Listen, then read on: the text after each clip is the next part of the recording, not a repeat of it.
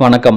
இந்த வீடியோல திருவண்ணாமலை மாவட்டம் வந்தவாசி தாலுகால அமைஞ்சிருக்கிற சீயமங்கலம் அப்படின்ற கிராமத்துல உள்ள தூணாண்டார் திருக்கோயிலோட ஒரு தனித்துவமான சிறப்பை பத்தி பார்க்க போறோம். அந்த தனித்துவமான சிறப்பு எதை பத்தினா, பையன் நெடுவரிசையில் இடம்பெற்றுள்ள மிக முக்கிய 3 எண்கள் 19, 37, 46. அதுல 37ன்ற நம்பரை குறிப்பிடும் வகையில் இந்த தூணாண்டார் திருக்கோயில் அமைக்கப்பட்டுள்ளது. அதை பத்தி தான் நம்ம இந்த காணொலியில பார்க்க போறோம். ஏற்கனவே போன காணொலியில் இந்த பையன் நெடுவரிசையில் இடம்பெற்றுள்ள 19 அப்படின்ற எண்ணை குறிப்பிடும் வகையில் அமைக்கப்பட்டுள்ள திருக்கோவில்களை பற்றியும், அந்த திருக்கோவில்களை குறிப்பிடும் வகையில் செய்யாருக்கு அருகில் சிறுவேலியநல்லூர் அப்படின்ற கிராமத்தில் கங்கை ஈஸ்வரர் திருக்கோவில் அமைக்கப்பட்டுள்ளது அப்படின்றத பற்றியும் நம்ம பார்த்துருக்கோம். அதோட லிங்க்கும் டிஸ்கிரிப்ஷனில் இருக்குது. இப்போ இந்த காணொலியில் பையன் நெடுவரிசையில் இடம்பெற்றுள்ள 37 அப்படின்ற நம்பரை குறிப்பிடும் வகையில் தான் இந்த சீயமங்கலத்தில் உள்ள தூணாண்டார் திருக்கோயில் அமைக்கப்பட்டுள்ளது அப்படின்றதுக்கு ஆதாரத்தையும் அதோட சில தனிச்சிறப்புகளையும் பார்க்க போகிறோம். அதை பார்க்குறதுக்கு முன்னாடி ஒரே ஒரு விஷயத்தை நம்ம தெரிஞ்சுக்கணும். அது என்னன்னா, சிவபெருமானுக்கு 64 திருவுருவங்கள் உள்ளது. அதில் 37வது திருவுருவம் வந்து லகுலேஸ்வர மூர்த்தி திருவுருவம் அப்படின்னு சொல்லுவாங்க. இந்த லகுலேஸ்வர மூர்த்தியோட திருவுருவத்தை குறிப்பிடும் வகையிலும் இந்த சீயமங்கலத்தில் இருக்கிற தூணாண்டார் திருக்கோவில் அமைக்கப்பட்டுள்ளது. அதற்கான ஆதாரத்தையும் நாம் இந்த வீடியோவில் பார்க்க போகிறோம். இந்த பையன் நெடுவரிசையில் இடம்பெற்றுள்ள 37 அப்படின்ற நம்பரை குறிப்பிடும் வகையில் செய்யாரை சுற்றி 37 பழமையான சிவாலயங்கள் அமைக்கப்பட்டுள்ளது. இந்த 37 சிவாலயங்களில் 19 திருக்கோவில்களோட பெயர்களை பச்சை நிறத்தில் காட்டியிருக்கேன். ஏன் அப்படின்னா, இந்த 19 திருக்கோவில்கள் தான் கங்கை ஈஸ்வரர் திருக்கோவிலுக்கு அருகில் அமைக்கப்பட்டுள்ள 19 அப்படின்ற எண்ணை குறிப்பிடும் வகையில் அமைக்கப்பட்டுள்ள திருக்கோவில்களோட பெயர்கள். அதே 19 திருக்கோவில்கள் இந்த 37 அப்படின்ற எண்ணை குறிப்பிடும் வகையிலும், அதாவது லகுலீஸ்வர மூர்த்தியோட திருவுருவத்தை குறிப்பிடும் வகையிலும் பொதுவாக வர்ற மாதிரி நம்ம முன்னோர்கள் அந்த அமைப்பை உருவாக்கியிருக்காங்க. இப்போ நாம திரையில் பார்த்த இந்த 37 திருக்கோவில்களோட அமைப்பையும் வான்வழி அளவில் ஒரு கோடு வழியாக நம்ம இணைச்சி பார்த்தோம் அப்படின்னா ஒரு மனித முகம் போன்ற காட்சி நமக்கு கிடைக்கிறது. இந்த மனித முகம் போன்ற காட்சி எதை குறிப்பிடும் வகையில் அமைக்கப்பட்டிருக்கும் அப்படின்னு பார்த்தோன்னா, லகுலீஸ்வர மூர்த்தியோட திருவுருவத்தை குறிப்பிடும் வகையில் அமைக்கப்பட்டிருக்கலாம் அப்படின்னு நான் நினைக்கிறேன். அதற்கு ஆதாரமாகத்தான் சீயமங்கலத்தில் இருக்கிற இந்த தூணாண்டார் திருக்கோவில் அமைக்கப்பட்டுள்ளது. அது எப்படி அதுக்கு ஆதாரமாக சீயமங்கலத்தில் இருக்கிற இந்த தூணாண்டார் திருக்கோவில் அமைக்கப்பட்டிருக்கோம் அப்படின்னு பார்த்தோன்னா, இந்த 37 திருக்கோவில்களையும் நம்ம வான்வழி அளவில் இணைத்து பார்க்கும்போது அதோட அளவு வந்து 254 கிலோமீட்டர் அப்படின்னு வருது. இப்போ இந்த மனித முகம் போன்ற அமைப்பில் வர 254 கிலோமீட்டருக்கும் சீயமங்கலத்தில் இருக்கிற தூணாண்டார் திருக்கோவில்களுக்கும் என்ன தொடர்பு அப்படின்றத பற்றி பார்த்தோம் அப்படின்னா, இந்த மனித முகம் போன்ற அமைப்பில் நெற்றி பகுதியில் அமைக்கப்பட்டுள்ளது தான் செய்யாரில் இருக்கிற வேதபுரீஸ்வரர் திருக்கோவில். இந்த வேதபுரீஸ்வரர் திருக்கோவில் தொண்டை மண்டலத்தில் 8வது திருக்கோவில் அப்படின்னு அமைக்கப்பட்டிருக்கிறது. அதுக்கு என்ன அர்த்தம் அப்படின்னு பார்த்தோன்னா, பூமியை சுற்றி ஒரு மின்காந்தக புலம் இருக்குது, அதாவது மேக்னெட்டிக் ஃபீல்டு. அந்த மேக்னெட்டிக் ஃபீல்டோட மையத்தை குறிப்பிடும் வகையில் தான் செய்யாரில் இருக்கிற இந்த வேதபுரீஸ்வரர் திருக்கோவில் அமைக்கப்பட்டிருக்கலாம் அப்படின்னு நான் நினைக்கிறேன். இப்போது அந்த இடத்துல இருந்து இந்த தூணாண்டார் திருக்கோவில் எவ்வளோ தூரத்தில் அமைக்கப்பட்டிருக்கு அப்படின்னு பார்த்தோன்னா, சரியாக 25.4 கிலோமீட்டரில் அமைக்கப்பட்டுள்ளது.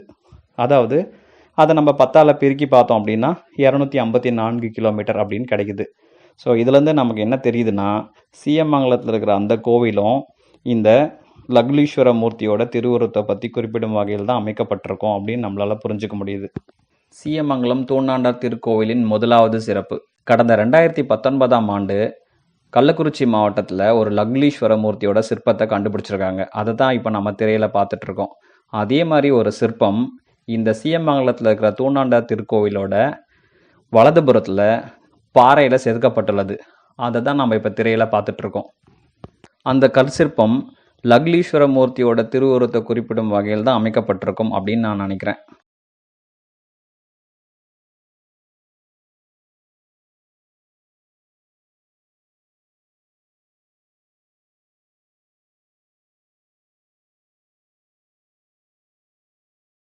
சீயமங்கலம் தூணாண்டார் திருக்கோவிலின் 2வது சிறப்பு, இந்த லகுலீஸ்வர மூர்த்திக்கு ஆயுதம் என்ன அப்படின்னு பார்த்தோம்னா மழு மற்றும் சூலம்.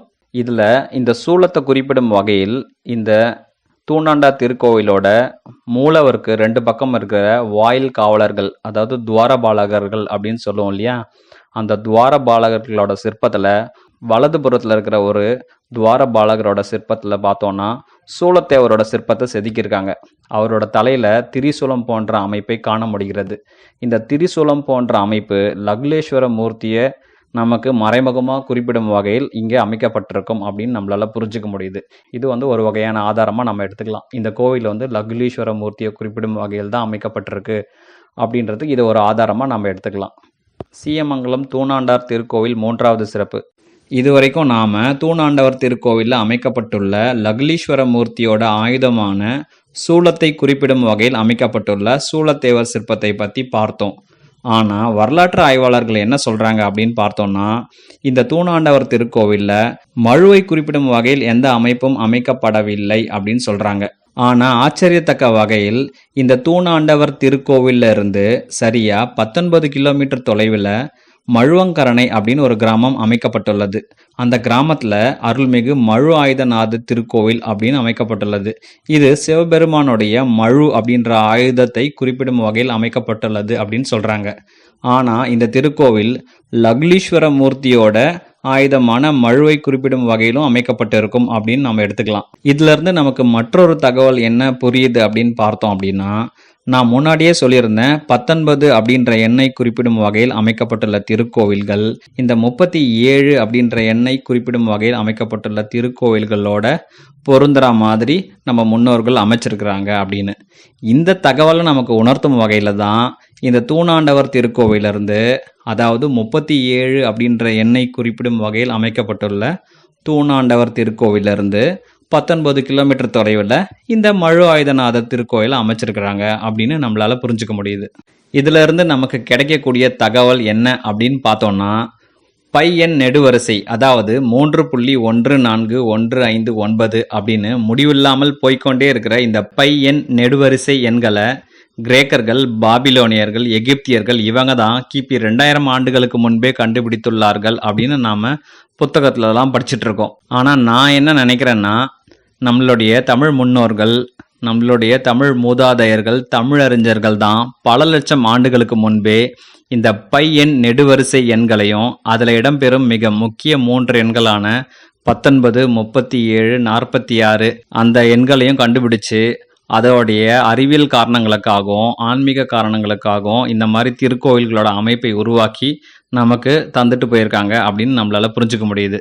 இப்போ நாம சீயமங்கலத்தில் இருக்கிற தூணாண்டார் திருக்கோவிலில் இந்த லக்லீஸ்வர மூர்த்தியோட திருவுருவம் கல் பாறையில் செதுக்கப்பட்டிருக்கிறது அப்படின்னு நான் சொல்லியிருந்தேன் இல்லையா, அதோட காணொலி காட்சிகளை இப்போ நாம் திரையில் பார்த்துட்ருக்கோம்.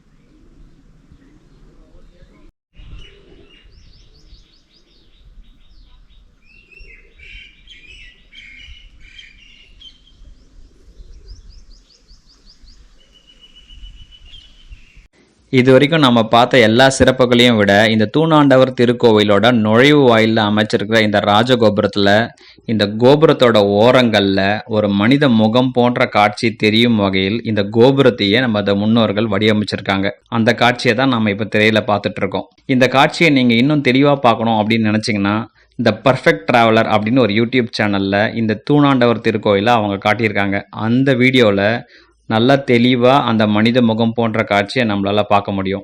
இது இந்த மனித முகம் போன்ற அமைப்பான லக்லீஸ்வர மூர்த்தியை குறிப்பிடும் வகையில் தான் இந்த நுழைவு வாயில இருக்கிற இந்த கோபுரத்தையே நம்ம முன்னோர்கள் வடிவமைச்சிருக்கிறாங்க அப்படின்றதுக்கு ஒரு ஆதாரமாகவும் எடுத்துக்கலாம்.